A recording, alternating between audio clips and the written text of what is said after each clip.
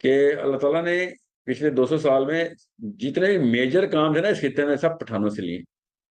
ٹھیک ہے. آپ ایک کلچر کے اندر ایک سائیکولوجیکل اپ لفٹ ہے جو ایک مین اور وومن کو بچپن سے زیادہ لفٹ ملتی ہے, اور غیرت کا کانسیپٹ بھی آپ لوگوں کا بہت کرسٹل کلیئر ہے.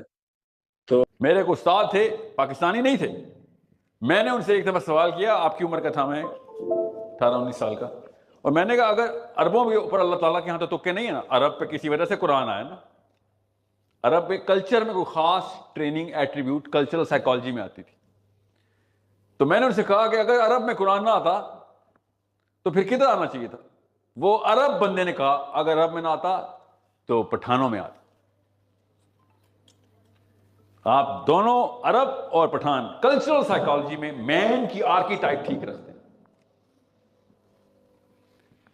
اور وہ اس کے پیچھے ایک سائیکولوجیکل انسٹرومنٹ ہے جو آپ کی امیاں ڈالتی ہوتی ہیں آپ کے اندر. میں آپ کو دکھاتا ہوں وہ کیا ہے, اور یہ باقی کی امیوں کو بھی میں اس لیے نصیحت کرتا ہوں